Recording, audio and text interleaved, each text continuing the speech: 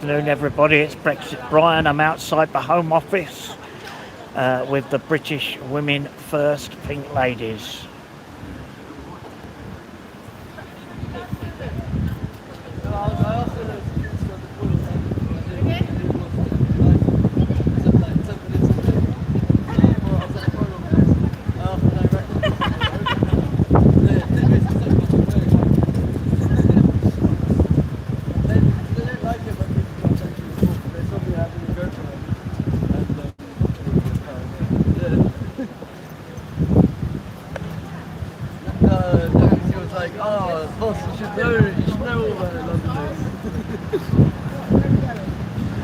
You're not going to walk. You're not going to walk too fast, are you? I hope not. Right, let's get onto high street fast and then we'll start chanting. So there's not as many people here as I thought it would be. Thank you, ladies. See ya. Thank you. Okay, so we're just leaving the Home Office now and making our way to the Department of Education. Is David on yet? No. Is he coming here? No. He got family over.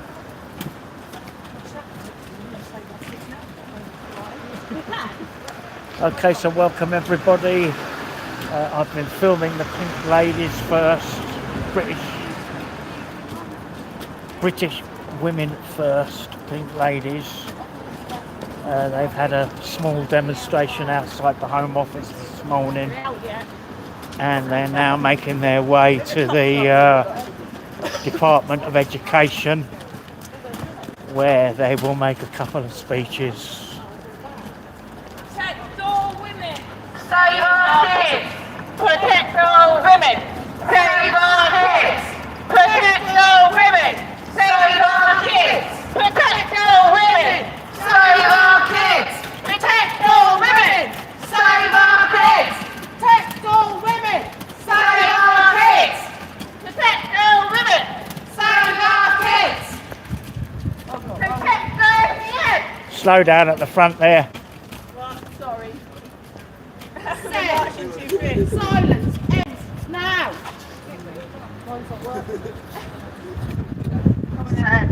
Still go up! Silence ends now! Silence ends now! Silence ends now! Silence ends now! Silence ends now!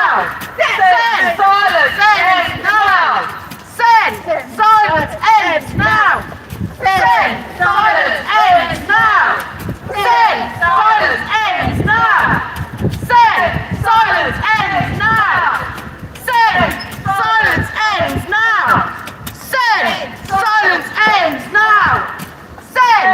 Silence ends now!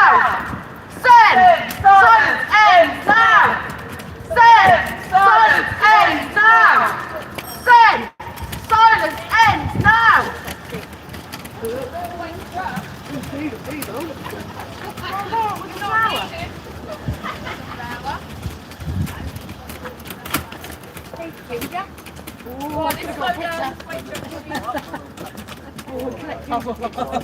Where the PLTs?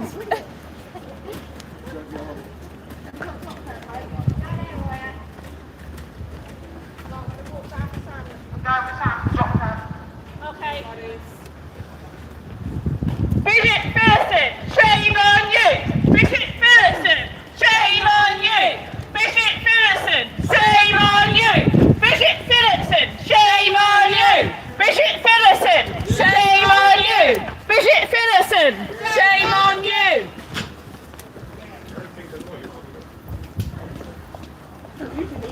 Someone must be filming it. You enjoy yourself. Oh God, I've got a tree. Me screaming or you and like banshee. Especially in Braintree, everyone gets kids there, I'm not having that. Oh, did you say Keir Starmer's a wanker? Yeah, I said it should have been traitor because there was kids there. Off you go, carry on. Don't you hurt yourself.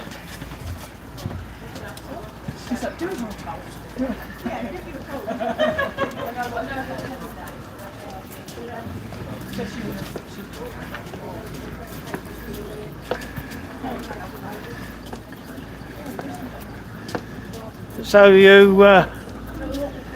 you feel very passionate about. I'm referring to your speech that you did earlier. Yeah.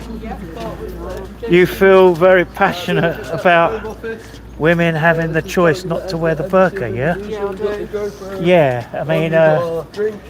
I think as my ex used to make me hide my bruises and things like that, and the way he used to do that was by controlling what I was wearing, and I feel like this is no different. I do feel like it's used as a way to hide abuse. Yeah. So you feel that a lot of women who are having to wear the burqa and that could possibly be oppressed. Yeah, 100%. I think there's a real possibility. I understand people wear it by choice as well, but I do believe that oppression is real, and I've seen that a lot as well with some of the women in Iran. I really feel for their plight.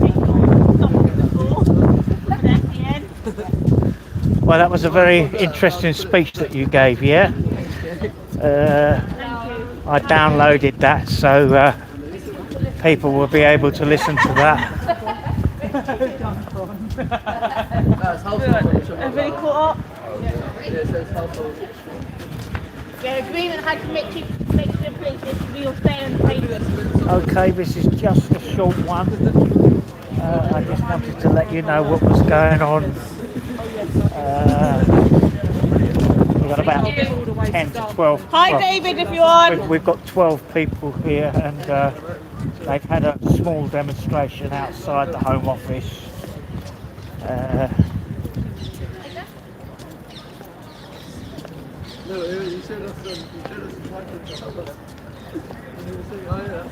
This way, Brian. Is it far now? No, literally, up to Victoria Road and take like.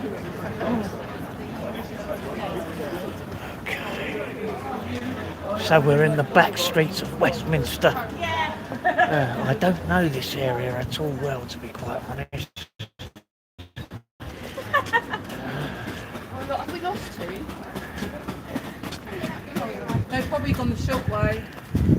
They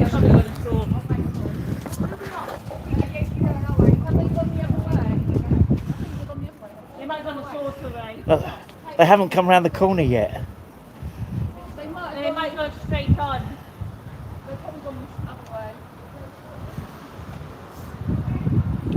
Yeah, they've gone the straight way. Yeah. Yeah, well, we got Dave, Health office. David is on. He's on. Hi, David. Dave, can you screen record some of this for me, please? Thanks. Bridget Phillipson, shame on you! Bridget Phillipson, shame on you! Bridget Phillipson, shame on you! Bridget Phillipson, shame on you! Bridget Phillipson, shame on you! Bridget Phillipson, shame on you! I'm loving this. Who's Bishop Phillipson then? She's the Secretary of Education, who basically put a stupid flipping SEND reform plan in place.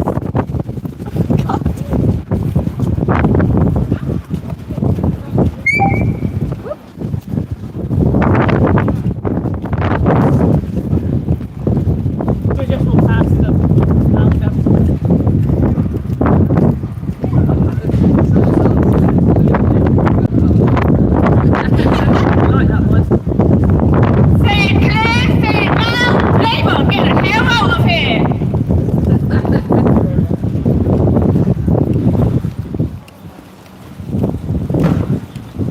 Don't trip me up, bruv. Slow down.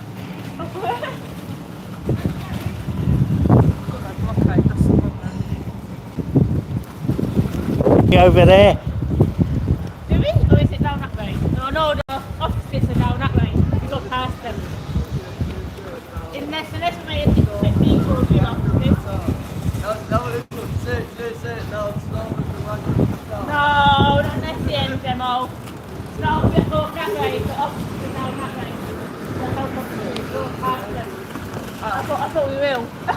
My bad. Never mind, don't you worry. Protect all women. Save our kids. Protect all women. Save our kids. Protect all women.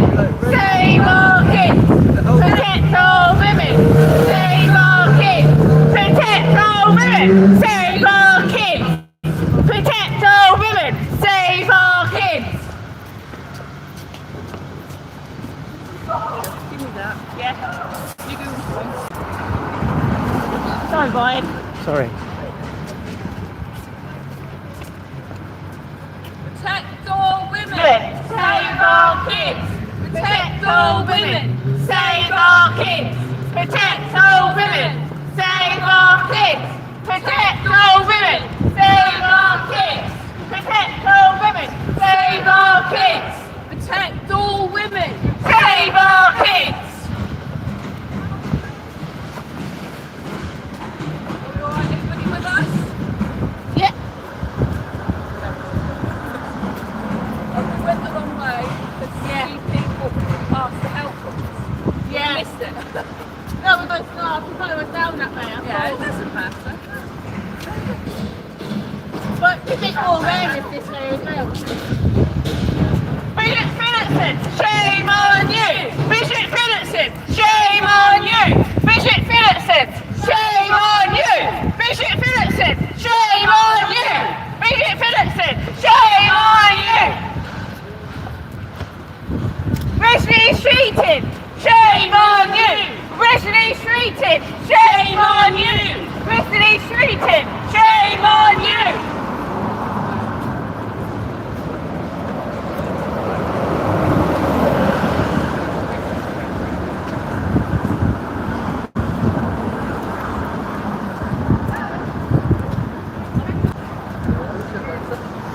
That always happens. Yeah. I try not to. I love my feedback.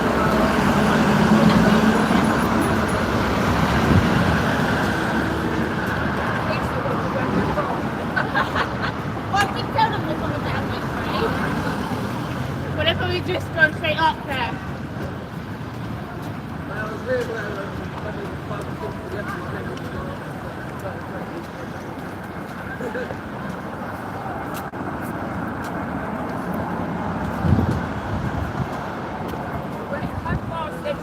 Just around the corner now.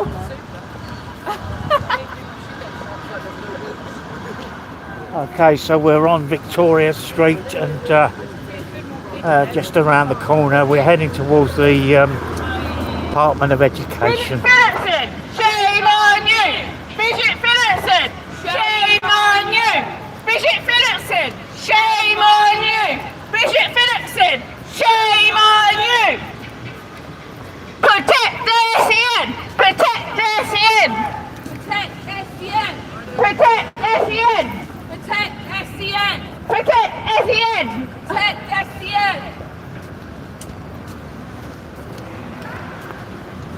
Look at that. These pictures outside the bed. Yeah, that was the equipment and all the paint inside. It's quite good. This is always fun.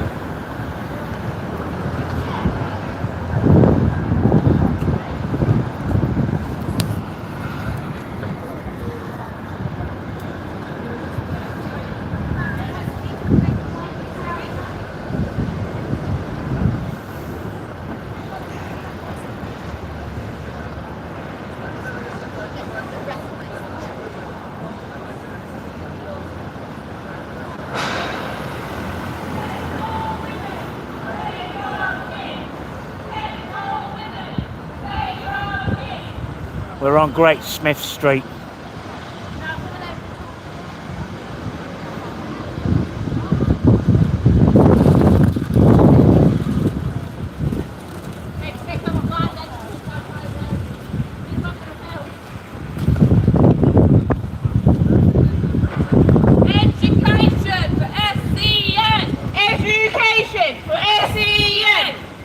Education for SEN! Education for SEN!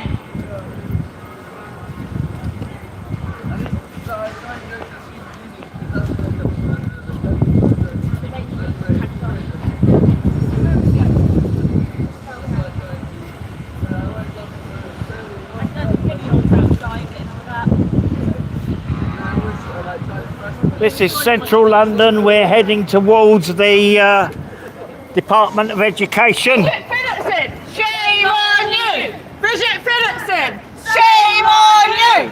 Bridget Phillipson, shame on you! Bridget Phillipson, shame on you! Bridget Phillipson, shame on you! Bridget Phillipson, shame on you! Bridget Phillipson, shame on you! Shame on you! Bridget Phillipson, shame on you! Shame on you! Bridget Phillipson, shame on you! Bridget Phillipson, shame on you! Shame on you! Bridget Phillipson, shame on you! That's it over there, isn't it? Yeah, just over there. So we need to come over. Shame on you! Shame on you! Shame on you! Look how they shut doors! Okay, so we've arrived now. We've arrived at the Department of Education. I think there's going to be some speeches outside.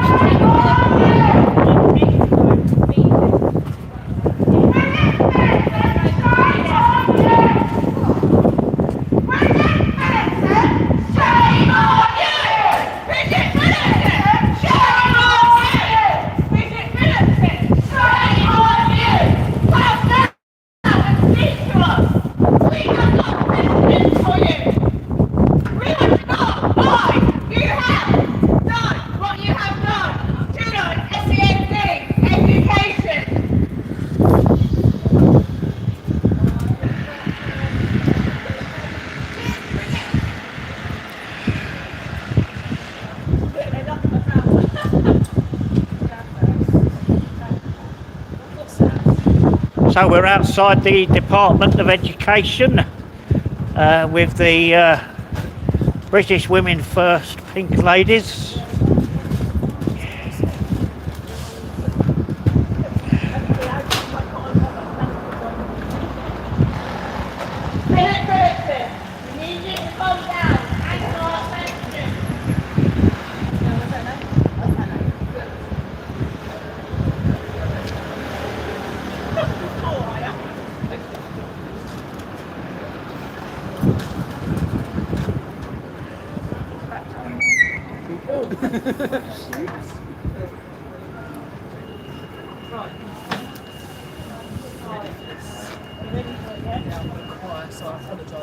I'll film it as well without an SEM pic, you want me to? Bridget Phillipson, shame on you! All you need is a whistle. You here. Sit down and pay attention. That works so well with St. Kids. Can you sit down and write, please? No, I can't. Can't write. Mine's always Can't read. sitting. What are we doing, children? We are sitting. Listen. Yeah, Listen, sitting. please. Fingers on chins, listening. Bridget Phillipson, shame on you! The reforms you're bringing in for SEN children are diabolical. The impact it will have on parents and children is going to be unmeasurable. We've been doing this for 15 years. You've had 2 different systems. You're now bringing in another one, which is going to cause failure. The children are going to fail. They have to go through a certain amount of tears before they're eligible for the pact that will make them a legal entitlement to an education. You're taking it away. They have to be born complex needs before they can have an education. They have to suffer at the hands of our education system before they can have what everybody's entitled to. A right to an education. A right to be able to read and write. My son is 17. He can write his name. He can't fill in a form. He can't go to the council. He can't go to the job centre and fill in a form. He needs the support. He needs that. The only reason he's got to where he is now is because he got a statement. I fought tooth and nail. At 3 years old, he was diagnosed with cerebral palsy, learning difficulties and severe speech and language. I was told he may never walk. I was told he may never talk. At 3 years old, he then went into nursery. I applied for a statement of educational needs, so my son would have the support within the school placement. He was denied. He was denied in nursery. He couldn't speak and he could barely walk. I applied again in reception. I was denied. At this point, I went to tribunal. I won my first tier tribunal. My son was entitled to a statement of educational needs. Norfolk County Council took me back to the second tier on a point of law. Sorry, Sorry. I won the second tier. Norfolk County Council took me back to the highest court in the land. They brought me to London, to the top tier tribunal, to fight my son's case for an education. I rang the judge. The judge took my son's court case home and read it from cover to cover. On the Monday, he issued his ruling and he granted my son a chance for an educational. Why is that? He granted my son the chance to an education. He gave him a statement, which then meant my son was entitled to the therapy, the placement, and the chance of having a life. At 5 years old, I was still fighting the system. At 6 years old, my son got his place. He's at a fantastic school and it has made him the man he is today. He can talk to a degree, he can walk, and he can do a lot of things that I can do, but he can't do everything. He can't do all the things I take for granted. He couldn't stand here, he couldn't come to London, there's too many people, there's too many loud noises, there's too much. But with my support, he'll come with me. Which leads me on. After I won my fight, I spoke to Liz Truss. She was the head of Children's Services at the time. And I discussed with her the fight that I had to have, the simple fight. Instead of sending my child to school with a packed lunch and not giving it a second thought, I had to fight. I had to fight the system, I had to fight the government, I had to fight the county council, I had to fight solicitors to get my son where he needed to be. And I shouldn't have to. I should have just worried about making sure my son could eat and he could drink and he could do all the little things all the other children could do that he couldn't. And instead I had to put that to the wayside and carry on fighting to get my son his education. And now, 12 years later, you're doing it again. Not to my son, because he's got to where he needs to be for education, but you are doing it to so many other families, so many children. You are thrown to the wayside just to save some money, just to save your bureaucracy. And it's not fair. As a mum, this breaks my heart, and I'm not the only mum. I'm one of thousands that are trying to get their children the education they deserve and need, and it is a basic right. You should be able to walk your child to school, say goodbye at the gate, kiss them, say have a lovely day, and know they are getting the curriculum and the education that everybody else in this country has been given. And our SEND children aren't getting that. They're fighting. And if they do get a special place, they've had to wait and wait. They've had to go to panels. They've had to have tribunals. They've had to go through the system. Instead of kissing your child and waving them off at the school gate, you have to fight. You have to fight solicitors. You have to fight county council. You have to fight the government. And now these new reforms are going to make the fight harder. And these children aren't going to be entitled to the help they need. The parents have to fight at every single stage to get their child recognised. And if you are recognised because you were born with complex needs through the new proposals, you then have to fit in one of 7 boxes, which we all know children don't fit in boxes generally, let alone disabled children whose needs are very, very different on every single child. My child's needs are different to my friend's child's needs. The government think we can fit them all in a box and that'll be fine, and they're taking away the tribunals and they're taking away the options for the parents to fight for their children to get them in the places that they need to get to.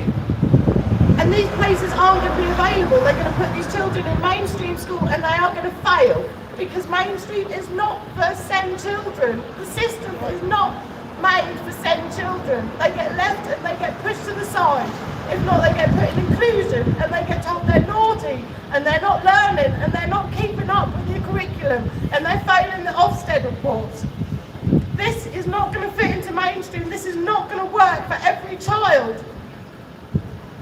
And it breaks my heart and it makes me so angry. And for that, I'm stood here today and I want to raise awareness for these reforms, and they're not working for the parents, they're not going to work for the children. We've been here before, we've had tribunals and statements and EHCPs, and they've still not got a lid on it nearly 20 years later.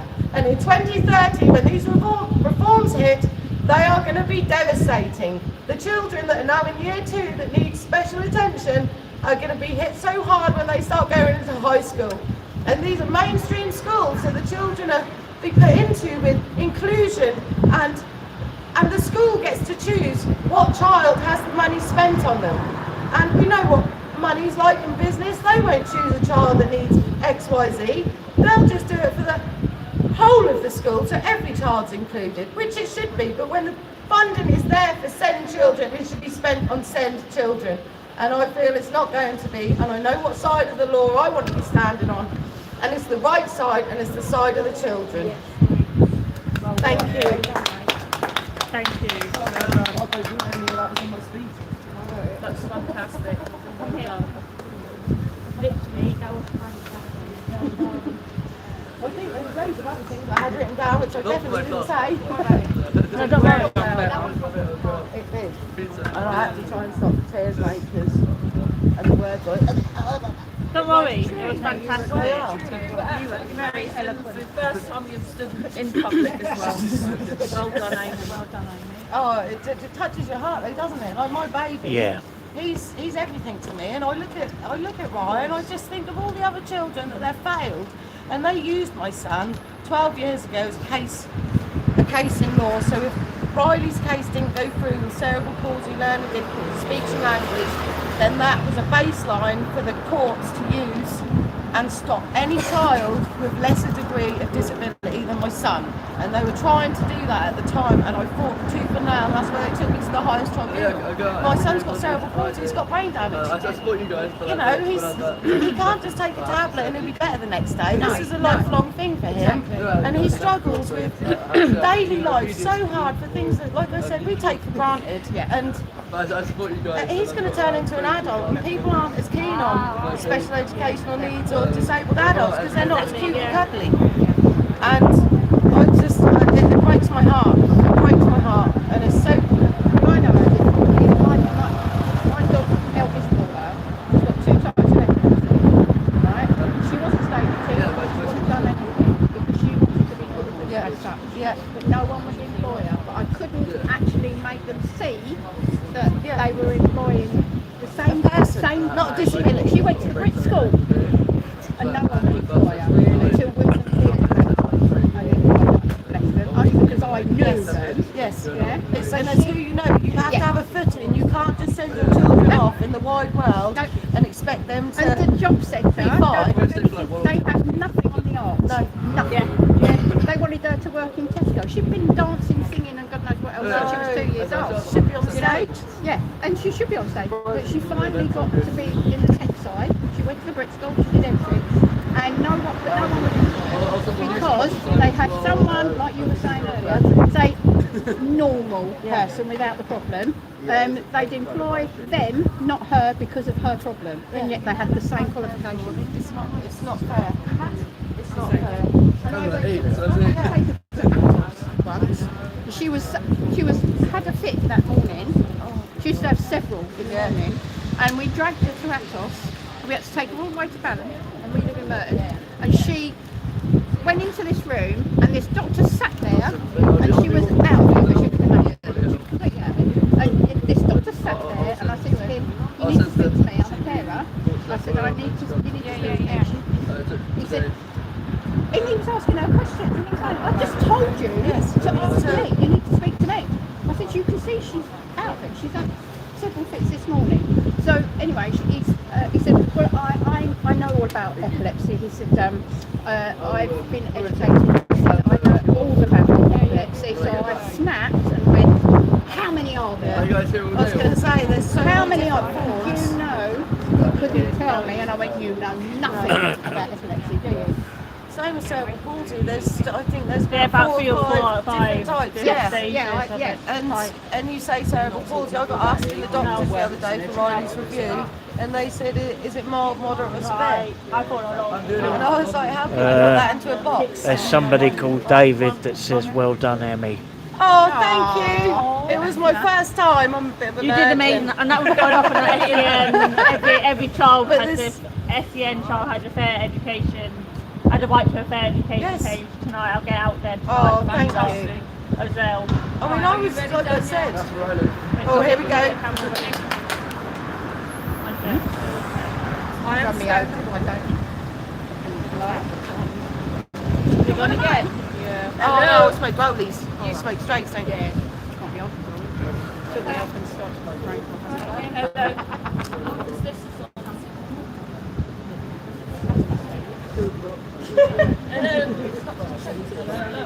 Yeah, use that for now. Should I get it sorted?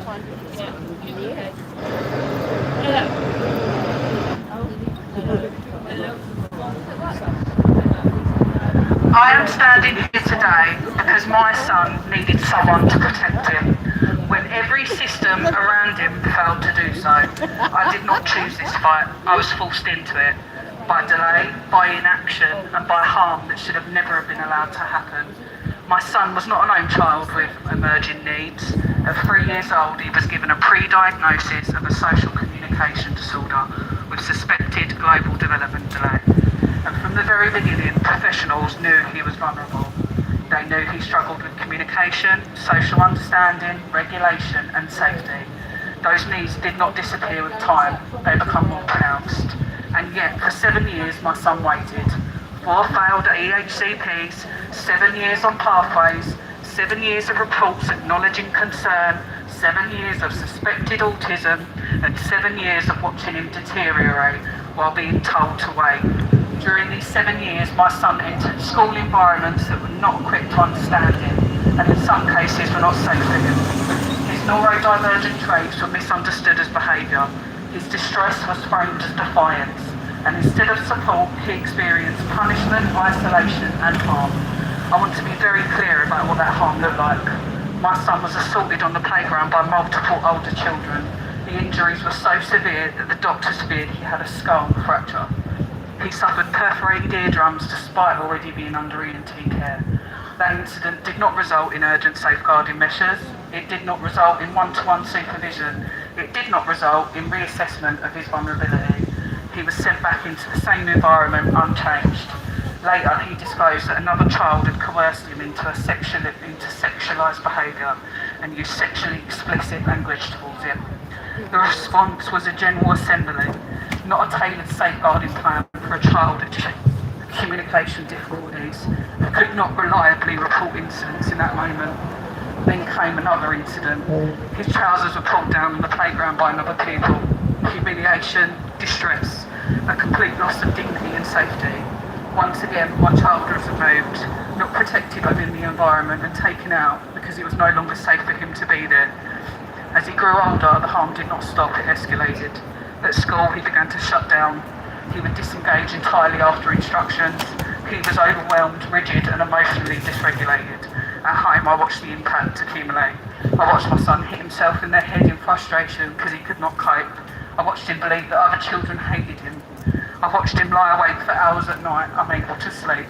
Most frightening of all, I watched him repeatedly place himself in danger. My son has no awareness of risk.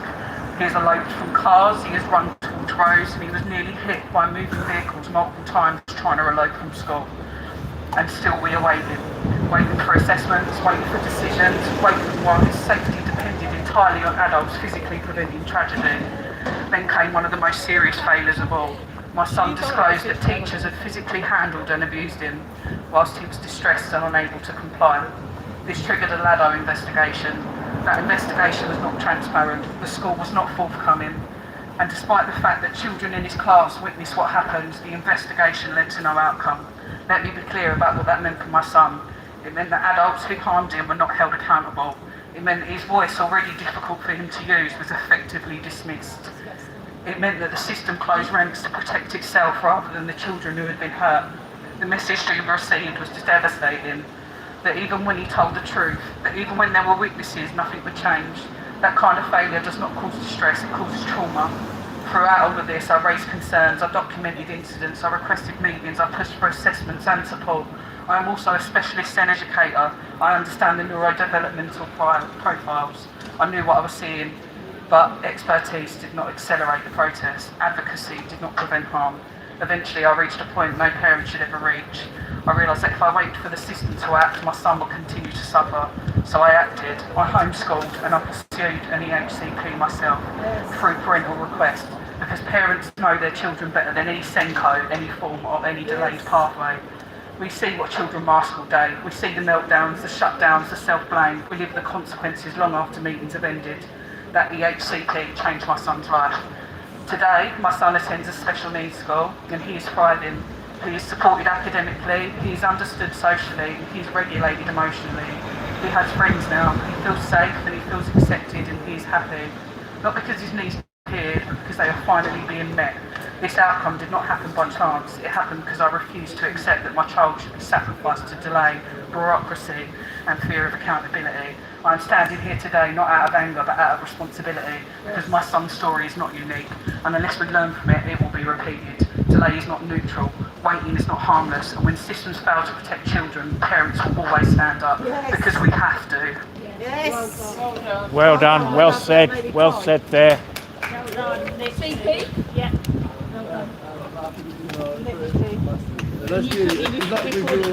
Okay, so we got CP going to be doing a speech now. There we go. First time I've heard this lady speak. Yeah. No, turn it up the way, and then if you turn it that way. I'm going to have to go, guys, but I'll see you guys. No problem. I thank you for coming. No worries, good luck. Literally. Thank you. Well done, boss. Thank you. Bye, guys. Bye. Give me a thumbs up when you're ready, yeah? So, my parents had to fight all my life for a right education for me. I have got learning disability, dyslexia, dyslexia, a number of other conditions, autism, and not everything was put on my educational healthcare plan, my education, my statement for the right school. And for my parents to have to go through tribunals, and on the day of the tribunal for my sixth form, they said, oh, we'll pay for half of your funding, half of your education, but you have to pay for everything else. You have to pay for the children, no, for my boarding aspect. I went to 2 boarding schools. My first boarding school was in Surrey Oxted, fantastic school, with the right speech and language access for me, everything. And I know this isn't the same situation that a lot of parents are in today, but as part of what my parents had to go through, no other parent should have to go through this. For my parents had to pay 8K, for my tribunal, for the first tribunal, though in primary school. But then on the final day of primary school, they have said, oh, we'll pay for your high school. And then when we hit year 10, when I hit year 10, my parents had to go through the whole of that fight again. So the assessments, the pre-assessment for St. Catherine are the right, and then they had to then go the whole way to tribunal to get that school paid for. But the education side was the only part that Ealing local council, local authority paid for. Not the boarding, and the boarding side was more expensive than education because of the travel back and forth to the right. So, bear in mind, the tribunal came to the costs of over 8k over that because they took us to court. And really, so now me and the CB Reports team has set up a campaign called Every SEN Child Deserves a fair education. Yes. As part of this campaign, we will be fighting the whole way to get this reformed policies scrapped. We will be fighting for more funding for the children that need it. We will be fighting for basically the digital passports that this government, Bridget Phillipson, has brought in, part of the three-tier system for sport. The names of the tiers, if you saw the name of the tiers, you'll be shocked. But the first tier is basically Target. So Target is basically tier 1. That basically is not the HCP, Education Healthcare Plan. That is just an individual sport plan. Yeah. And imagine that plan for the children that need an educational healthcare plan, but will not get one because they're scrapping educational healthcare plans. The digital passports will give the likes of Bridget Phillipson and Keir Starmer access to your child's data, access to your child's disabilities, access to everything that you guys will not want, that parents will not want. The funding is only 3.7k, no billion, sorry, but that will only go across, so each school will get, coming along the lines of £2,700 of that funding. One TA, I think, isn't it? Yeah, one TA. Yeah. And literally, but if that child needs, for example, an EHCP, we have to go to complex needs. Complex needs will then bring out a package, a specialist package, that nobody knows what that package will entail. That package could entail that same for every single child. Why? Bridget Phillipson, why? We cannot allow this. So part of the reason why we're campaigning is because of my parents had to go through what so many parents have to go through.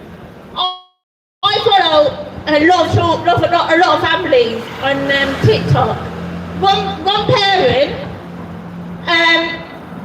school for their son is basically only now getting the training for her son's oxygen. Wow. Only now, and he's in year 3. Wow. The parents get phone calls every single day to go in because the son's stats are dropping so low. Why is this being allowed? Wesley Streeting, sort it out. Bridget Phillipson, sort it out. We cannot allow this. And then for the second tier, it basically one step before an educational healthcare plan, but basically, so you will get speech language, you will get this, but what type of speech language will the child get? Will they get it for for their speech, or just simply please the school? Nobody knows. It's not clear enough why these children are getting affected throughout this reform plan. This reform plan will have failed every single child out there. This reform plan will not help at all.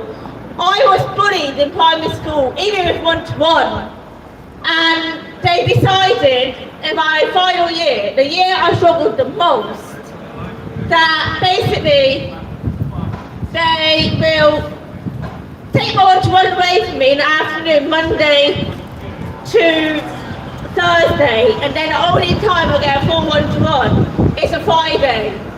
Why? Just why? They should not be allowed to do this. They really shouldn't. And then I got made to sit my stats. in year 6.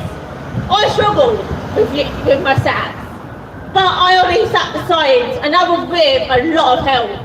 A lot of after school, education, everything, just to get me through them SATs. And then like in college, I had one-to-one, but the one-to-one was shit. And that was because of it all being through an agency. And then the only one-to-ones that understood me, they got rid of. They got rid of them because, oh, well, you're not as bad as some other people. You're not as bad as this child that needs a one-to-one. But clear in my educational healthcare plan, oh, I did need a one-to-one. I took up boxing. I found boxing hard. I needed a one-to-one. And they still wouldn't allow me to have the one-to-one at boxing. They wouldn't allow me to have the one-to-one in the sport apart from theory. Why? Because my educational healthcare plan didn't have it in it. That I did in practical. At all. And then in sixth form, we only had one TA. Anyway, this is in specialist sixth form. We only had one TA. Not even one TA. We had to share TAs across the whole school, basically sixth form and main school. Sorry. And literally, it's not on. Bishop Phillipson is doing this. This Labour government is doing this. Why are we allowing them to do this? We'll be outside these offices most weeks, demanding change, most weeks. And then on the 22nd of March, we will be marching from Enfield Chase railway station, to Enfield Station on the first step of the SEN awareness tour. Yeah. Where we will be demanding that councils will not be allowed to take on these plans. Another thing, council was told before the reform policies came in that they have to enforce the reform policies without having to know what angle these reform policies would come in at. Why? Because Bishop Phillipson, once again, basically instructed them to. They drop their debts. Yeah. Their SEN debts will get squashed if they take these reforms on. Yeah. They're blackmailing county council. But we cannot allow that to happen. So we will be travelling across the country, demanding that every single council do not take these on. Demanding that every single council listen to the parents. Demanding that the councils basically listen to us more than the government now. Thank you. Yay! Well done, CP. Well done. Okay, Brexit Brian loves you. We're outside the Department of Education. You made me cry, Danielle made me cry, I made myself cry. Take off the sunglasses. We've had 3 very, very good speeches and Thank you very much for coming, my lovely full of passion. See you next time we're in London. We try. See you later, my lovely. I keep headbutting people. I've got no awareness for extra stuff. Where's my other little one? Caroline, I'll go around. Well done. Shake your hand, mate. Well done. They will get all them speeches out tonight on the page as well. Okay, Brexit Brian loves you. Thank you for watching. If I don't see you before, I'll see you later. I will next be doing a live in Hull. I'll be up in Hull. I'm a UKIP member. I'm really looking forward to this one. I think it's going to be quite passionate. This will be feisty, mine. This one is going to be feisty. You reckon it's going to be fun? The threats that the left has already been making online is ridiculous. Yeah. It's going to be a massive left. There's going to be a massive lefty presence. Yeah. So, what David's saying. He's been with you all the way, mate. Bye, ladies. he's been with you all the way. Oh, bless. Okay. David is amazing. That was all Okay, so once again, thank you for watching. Please don't forget my YouTube channel. I need more subscribers. It's all free of charge. Yes. Brexit Brian loves you. I will see you next in Hull. And I will be with the Pink Ladies, British First Women Pink Ladies, the next time they're out. God bless you now. Thank you, Brian. Bye now. I'm in Southampton on Sunday, but we've not really